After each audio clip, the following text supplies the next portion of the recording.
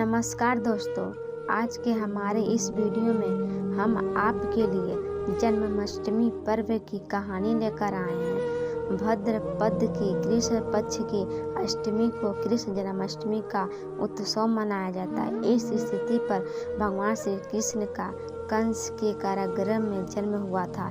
इस दिन श्री कृष्ण जन्म उत्सव के उपलक्ष्य में अर्धरात्रि में व्रत रखकर भगवान का प्रसाद लिया जाता है और प्रसाद के रूप में फलाहार तथा धनिये के पंचामृत का प्रयोग किया जाता है। दूसरे दिन इसी उपलक्ष्य में नंद महोत्सव मनाया जाता है। ऐसी मान्यता है कि जन्माष्टमी के दिन उपवास करने से मनुष्य 7 जन्मों के पापों से छूट जाता है।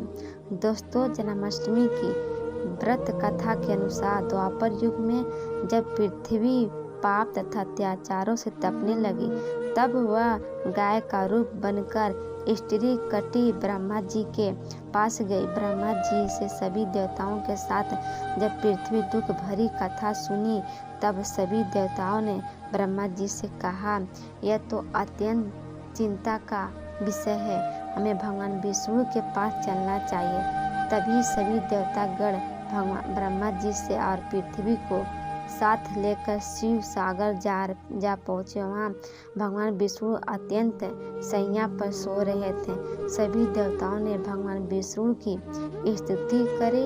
देवगणों की स्तुति करने पर भगवान की निद्रा भंग हो गई और भगवान विष्णु ने सभी से आने का कारण पूछा। तब पृथ्वी बोली, हे प्रभु, मेरे ऊपर बड़े पाप और अत्याचार हो रहे हैं, इसका निवारण कीजिए। यह सुन भगवान विष्णु बोले, मैं ब्रजमंडल में कंस की बहन देवकी के गर्भ से जन्म लूंगा। तुम सभी ब्रज भूमि में जाकर यादव कुल में अपना शरीर धारण कर लो। इतना कहकर भगवान विष्णु अंतर्ध्यान हो गए। सभी देवता ब्रज में आकर यादव कुल में नंद, यशोदा तथा गोपियों के रूप में पैदा हुए। कुछ दिन बाद वासुदेव नव विवाहित देवकी 7 साल कंस के साथ गोकुल जा रहे थे तथा अचानक एक आकाशवाणी हुई, हे कंस, जिसे तू अपनी बहन समझकर साथ ले जा रहा है, उसी के घर का 8वां पुत्र तेरी मृत्यु का कारण बनेगा। यह आकाशवाणी सुनते ही कंस ने तलवार निकाली। वह देवकी को मारने के लिए दौड़ा। तभी वासुदेव हाथ जोड़कर कहे, कंस, यह औरत बेकसूर है, इसे मारना ठीक नहीं है। पैदा होते ही मैं अपनी सभी संतानों आपको दे दूंगा, तब आपको कौन मारेगा। कंस उनकी बात सुनकर मान गया तथा उन्हें कारागृह में ले जाकर बंदी बना दिया गया।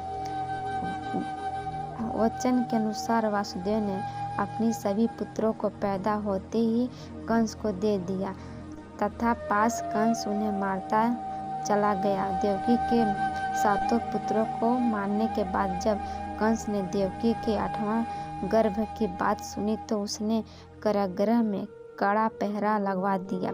तब भाद्रपद के कृष्ण की अष्टमी के रात में समय भगवान विष्णु बालक रूप में प्रकट होकर वासुदेव को अपने आप को गोकुल नंद के घर पहुंचाने तथा वहां से कन्या लेकर कंस को सौंपने का आदेश दिया। तब वासुदेव श्री कृष्ण को गोकुल ले चलने के लिए तैयार हुए। दरवाजे अपने आप खुल गए।